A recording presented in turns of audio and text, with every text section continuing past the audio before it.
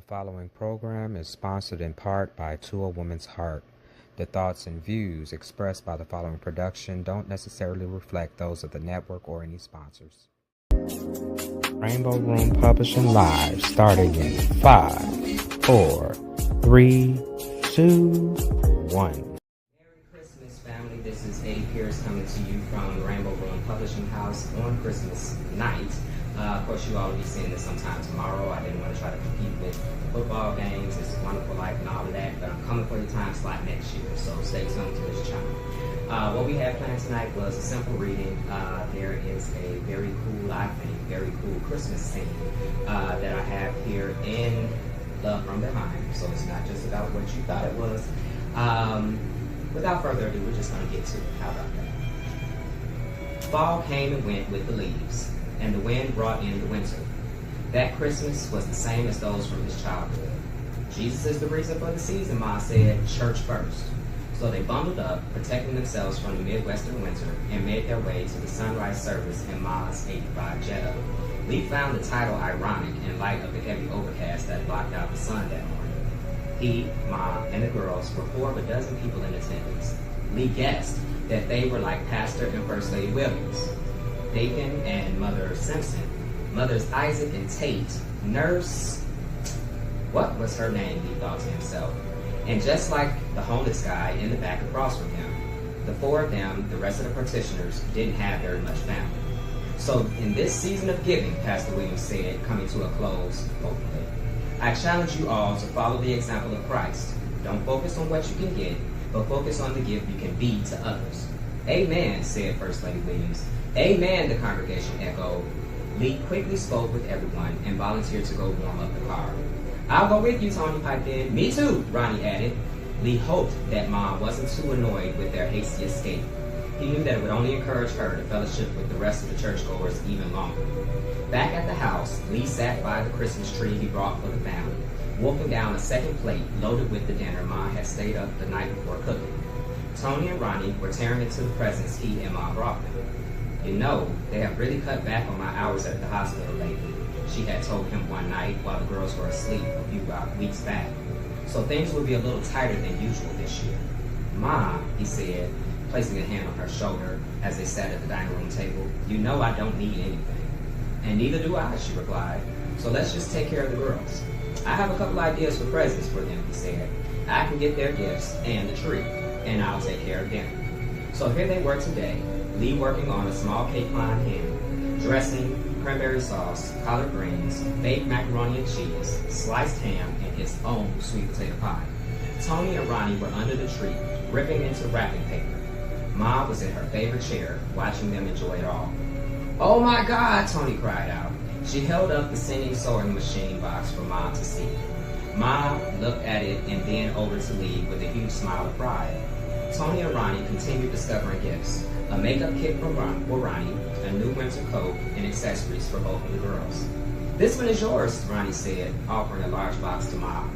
She closed her eyes and shook her head. Take it, Ma, it's from all of us.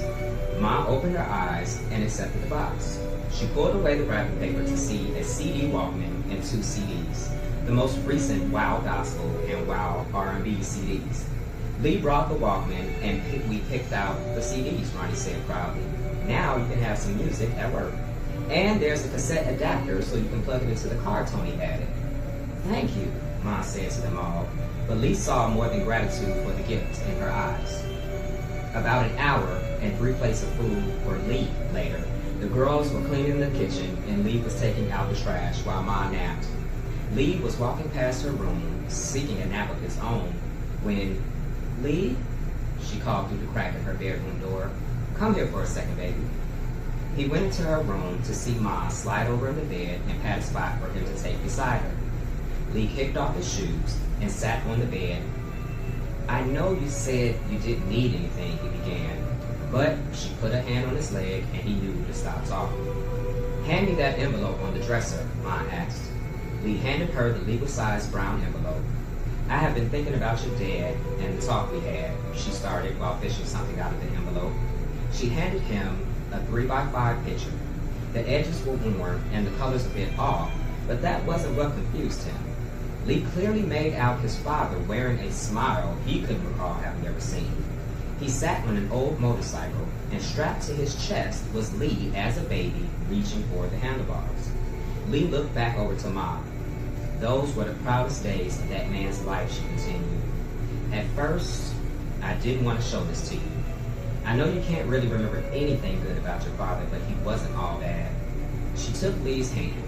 I told you, he had dreams too. He was just scared to pursue them, scared of failing. I was so sure you would do better than him when you went away to school, but now I see you picking up the pieces and deciding to go back to school and face whatever ran you away. Ma held up her hand, stopping Lee from speaking a second time. You can tell me about it when you're ready, she said. For now, it is enough for me to see that you are working through whatever it is. You will always be my baby, and it is tempting to treat you like one, but I understand, I respect that you are a man. Knowing that, I know that I can tell you that it didn't surprise me that you loved motorcycles. She rested against the headboard, closed her eyes, and smiled.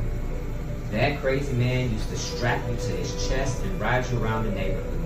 I used to get so mad at him. I used to tell him to stop showing off, but he would just laugh at me and say, "Hush, woman, I'm taking my son for a ride." She said the last in a fake baritone that Lee knew would speed his father's voice. Her head dropped. Then he lost his job, and things got hard around here. After a while, I heard him on the phone trying to sell the bike behind my back. I told him I could go back to work, but he said he was the man and that it was his job to bring the money into the house. He turned away from his side of the family out of shame when they offered to help. Good jobs were hard to come by back then, even with a high school diploma, so he had to take what he could find. He got on with the janitors at his old high school. At first, everything seemed okay, but in time, he just got bitter. Watching all of those kids graduate and go on to college, he just grew more and more distant and disappointed in himself. I just kept thinking if he had at least saved the bike, he would have had something to remind him of happier days, days when he still had hope.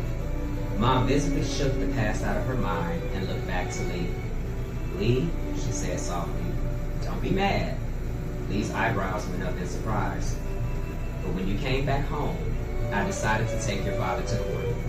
That man never finished anything, and I didn't want that for you or for the girls. It took some time to find him, but the courts did. Things are still being sorted out, but, well, I guess since you already broke our agreement, we're even."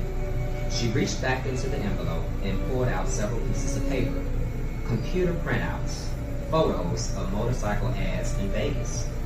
"Starting with the new year," she began, "your father will be paying back child support for you and your sisters. It isn't a lot, but your portion should be enough for you to get something used and nice enough to get you around out there." Lee tried to hand her the papers back, but she forced them back at him with a look. "It has been just me and you for a long time. I thank God for you and all you've done all these years, son, but this is that man's responsibility to all of us, not just you. One of his failings as a man is that he couldn't open himself up to accept help from anyone. These last months, you have shown me that you are so much more than he was. It wasn't easy for me to accept anything from him after the way he hurt me. But I believe that this is how God has chosen to bless us. Sometimes he takes our pain and uses it for our good. But good things only come to us when we are open to receive them." Lee didn't say anything. She took the photos and the ads, placing them back in the envelope, and pressed them into his chest. She kissed him on the forehead and said, "Merry Christmas." Minutes later, back in his room, Lee sat on the bed, staring at his dresser. He got up, still holding Mom's envelope. Well, his envelope now. Lee opened the top drawer, pushed aside his underwear, and picked up a torn picture of Jay, looked at it for a second, and slipped it inside the envelope before placing the whole bundle at the bottom of the drawer. He rearranged his underwear, closed the drawer, and climbed into bed. Love from Behind, available at rainbowroompublishingllc.com. If you want the happy ending, that's where you find it. I hope that you all have had a great Christmas. I hope that the rest of the holiday season is going great for you. I'm looking forward to the new year myself. and all that it brings. Of course, that also means more stories from Rainbow Room Publishing for you. So thank you again for joining us on this Christmas, well, in this case, it's probably morning for you. This is Eddie Pierce coming to you from Rainbow Room Publishing, signing off. Have a